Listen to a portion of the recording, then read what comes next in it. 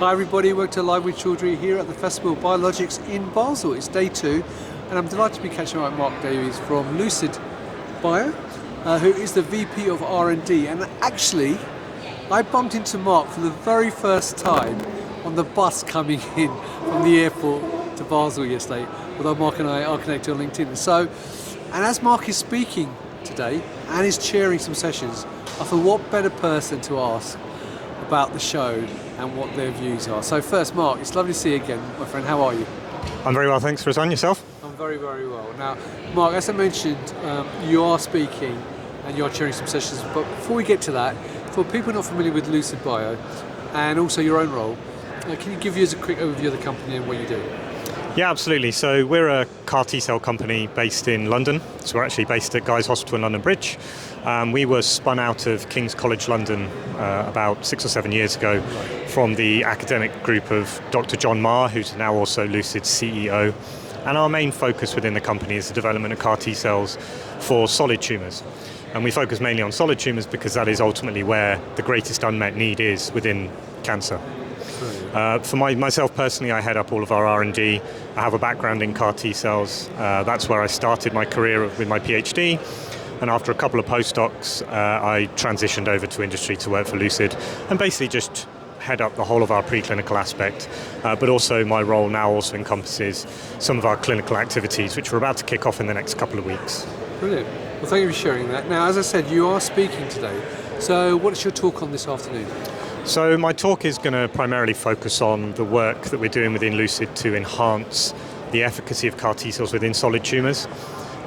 What we've primarily focused on within Leucid is enhancing the Basel activity of the T-cells.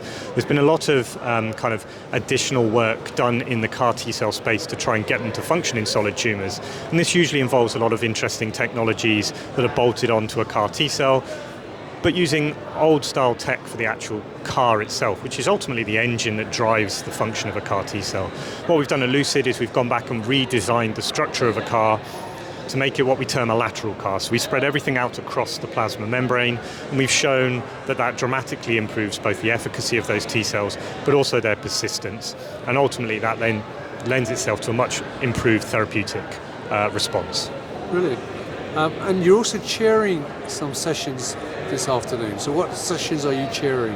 That's right, I've got the honour of chairing the cell and gene therapy track, so we've got a wide variety of topics there, everything from the immune secretome and the role that plays in kind of ageing and hopefully reducing the speed of ageing, all the way through to alternative ways of targeting B-cell malignancies to get round antigen loss mechanisms and things like that. So really covering the whole spectrum of kind of cell and gene therapy from both an oncology and a non-oncology point of view.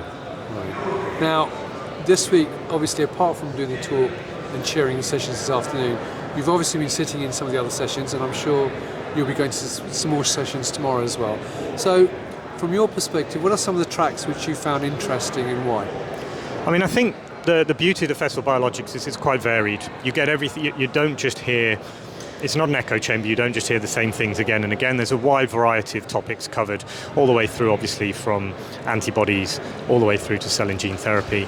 And some of the really interesting stuff to come out is the real leaps that have been made in ADCs and biospecifics, but also, covering some of the other topics that are important and seeing that they're bottlenecks not just in the cell and gene therapy field, but also within the biologics field in general, be that being able to get hold of the actual raw materials to generate the therapeutics in the first place, all the way down to democratizing patient access. Because ultimately that is going to be the most important thing as we go forward. It's great having wonderful therapies, but we need a way of getting them to the patients that matter.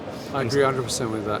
Now, one question I will ask you was, we're talking, as I said, on the bus coming in, and one of the things that we were talking about was obviously the state of the industry currently in terms of funding and so on. So from your perspective, as a company involved there, how do you see the market at the moment, and what do you see for the future? I mean, I don't think it's any surprise the market is tough at the moment for cell and gene therapy. There's been a lot of money poured in, and not necessarily all the results have stacked up as how we were. And it is an expensive business to be in, but I think we're still moving in the right way. I still see biologics in general, cell and gene therapy really as the future of medicine, and personalised medicine especially. There's certainly been a shift in the way that people look at the industry. They want to see proof in clinic. And that's understandable. That's where we're going to need, that's ultimately going to be the game changer within this field. And, speaking from a CAR T point of view, obviously we've seen that with the B-cell and plasma cell malignancies. It's now up to us to see the same in solid tumours. So I think the field will, whilst it's a tough time at the moment, it will continue to grow because ultimately these have the ability to become transformative medicines for patients. All right. Well, thank you for sharing that and your views on that. Now, obviously, if viewers are here, by the time they watch this, sadly, your talk will have finished, but hopefully it will be still available to participants digitally. I'm not sure if that's the case, but they can check the app and I'm sure they'll be able to tell them that. But obviously, if they want to learn more, they can obviously connect with you on LinkedIn, because you are on LinkedIn, and learn more as well from there. So, Marc, it's lovely to meet you, first of all, initially yesterday, and thank you for taking time out to talk to me today. I'm much appreciated. So there you go, viewers. If you're here at Festival Biologics, check out the rest of the talks. Catch up with Marc via the Swap Card app if you're here. I'm sure we'll be happy to catch up with you. Absolutely. And obviously catch up with him on LinkedIn. And until next time, as always, stay well and stay safe. Bye-bye.